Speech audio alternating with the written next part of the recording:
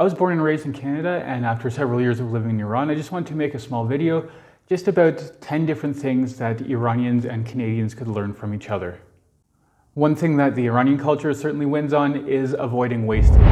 Now, in Canada, the supermarkets, they've slowly allowed for older produce to be sold at discounted rates, but this is very few and far in between, and most of it goes into the garbage. And in society right now in Canada, there's a lot that is thrown out from the supermarkets or from homes even, or from farms where they have burnt crops, for example, just to change the prices.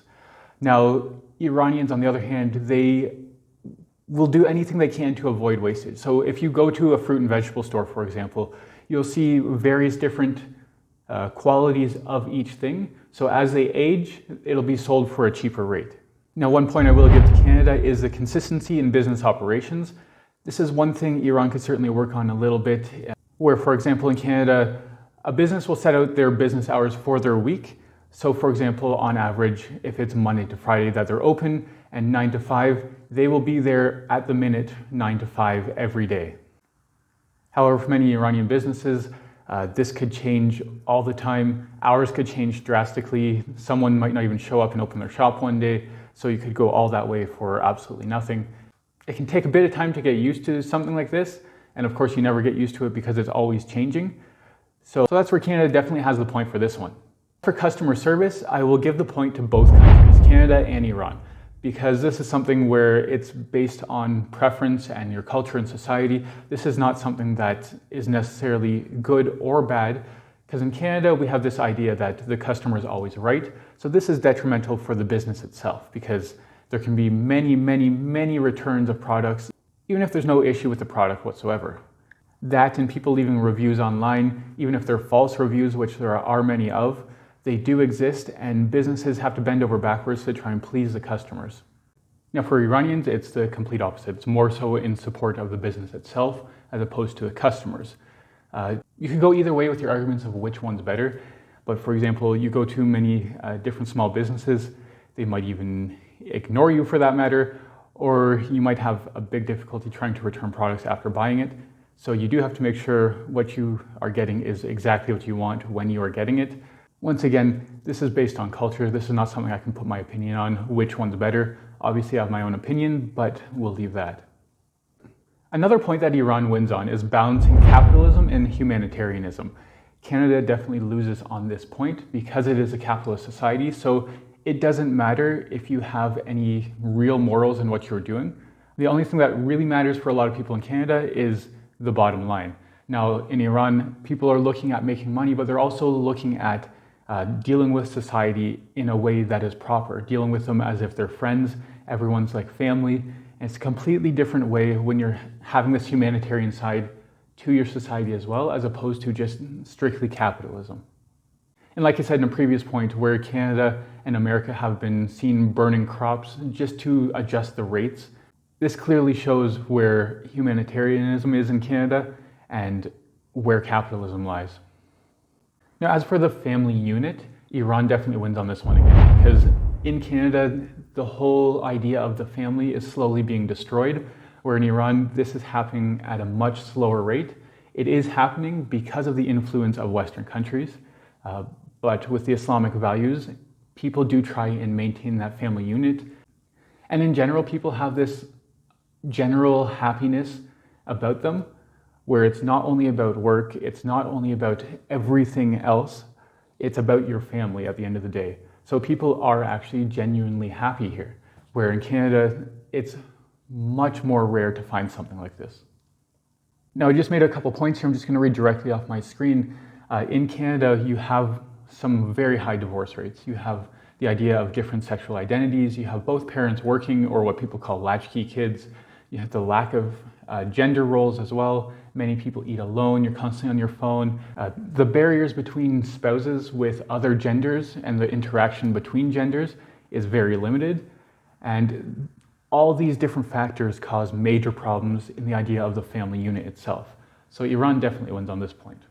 Another point that both Canada and Iran can win on would definitely be the idea of asking personal questions. Again, this is down to the culture itself. One is not better than the other necessarily. You could do studies to see what ultimately is better, and on average, your culture is going to dictate how you feel at the end of the day because that's how you were raised. Now, in Canada, we don't ask personal questions at all about income, about how much you pay for your rent or your house. In Canada, asking questions such as this, asking a man what their annual income is like asking a woman basically around the world what their weight is. And in relation to the previous point, because there's a lack of a family unit in Canada, people just don't ask about other people's families. So that's not something you're going to see. Whereas in Iran, you see people asking every time they meet someone how this member of their family is, how that member of their family is.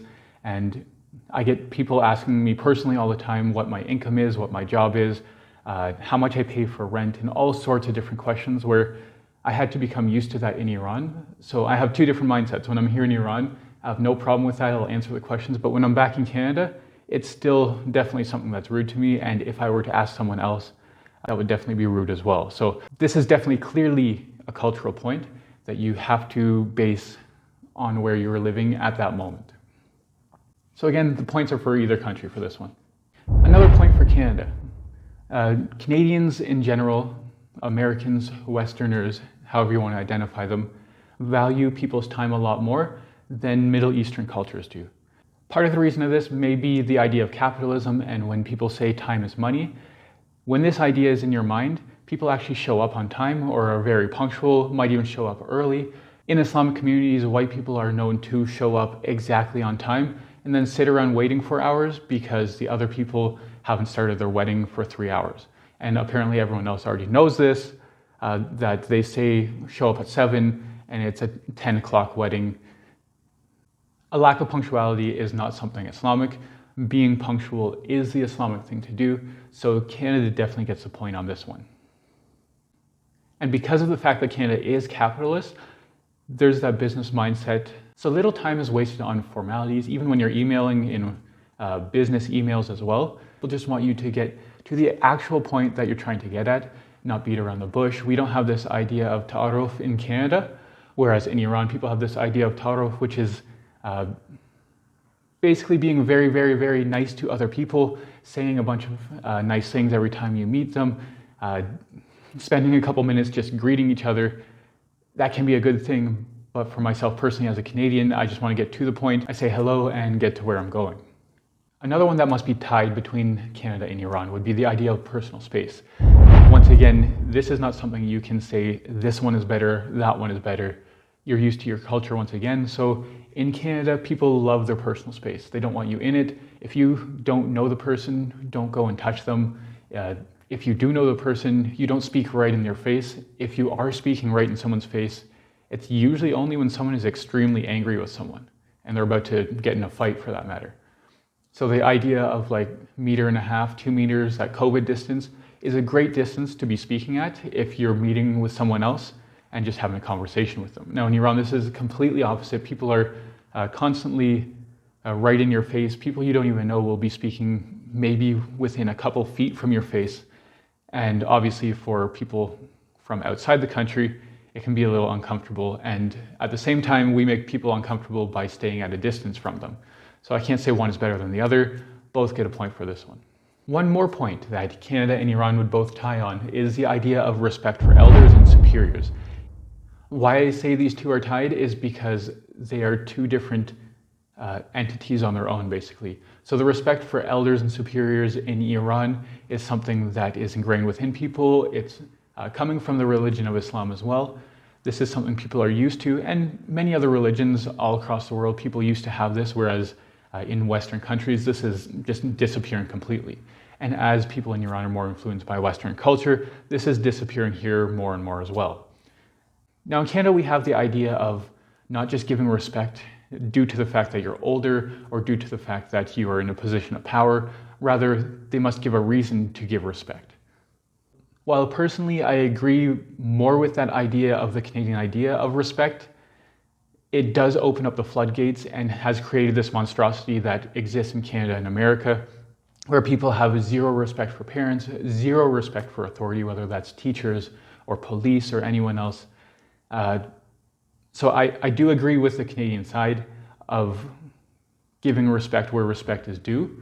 But sometimes having that much freedom can be devastating, and it has destroyed the countries. Now, my last point is the idea of nationalism. Now, in Iran, people are very nationalistic. They love their country, everything about it, whether they're in Iran or they're outside of Iran. If they're outside the country, living in Canada, for example, they still have this absolute pride for their country of Iran. Now, unfortunately, a lot of Middle Eastern cultures like to sweep problems under the rug, where Canadians tend to be the complete opposite and sort of just air all their dirty laundry for everyone to see. But on average, in Iran, people want to hear that Iran is perfect. Its people are basically perfect. Everything was basically invented in Iran. Everything came from Iran. Everything made in Iran is the best. This idea of nationalism, it's almost equivalent with the idea of the American nationalism as well. These two countries are obviously very, very different countries and opposed to each other completely. But the idea of this nationalism is basically equal. Now, on the other hand, I've explained this to some of my teachers here in Iran as well, that in Canada, we don't have this real idea of nationalism that Americans or Iranians or many other countries in the world may have.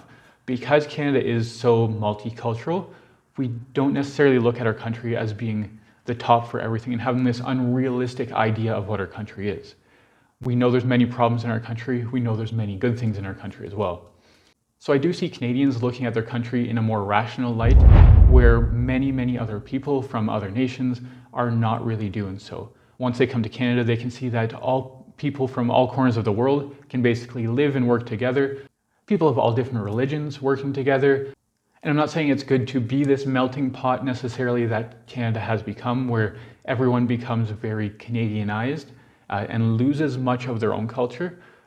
But if you actually were to come, for example, to my city of Toronto, you would see that people still have their own pockets of their own cultures while living within Toronto itself. Now, what Canadians do, we see what works, we see what other people do, and if that works or if it doesn't work, and we can easily admit if Canada is doing something wrong or if the government is doing something wrong.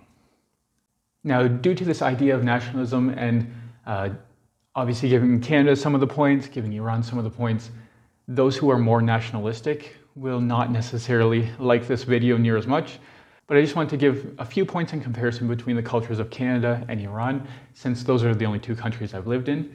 And these are two very different cultures, the Canadian Western culture and the Iranian Middle Eastern culture. But as the world slowly moves towards that sort of one world order, where everything is supposed to basically be the same for everyone, the Western influence is constantly coming to Iran due to internet, due to TV, due to anything else. For those who are Iranian Canadians, they'll most likely definitely be able to agree with many of the points I had here. And for those who are living solely in Iran or solely in Canada, I just hope to open up your minds a little bit to see that there's different ways of doing things within the world, and that Canadians have good points about their country, Iranians have good points about their country. No one country is completely great or completely bad.